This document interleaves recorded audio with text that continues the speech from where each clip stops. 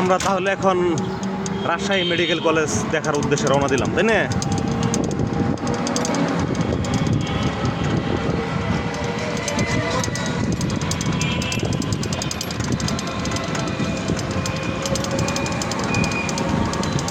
কাকা এটার মোড়ের নাম কি?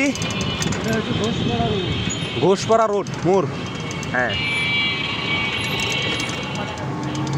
সবগুলা রাস্তা এত সুন্দর, তাই না? তুফান ঘটক, এই তুফান ঘটক দেখলাম এখানে।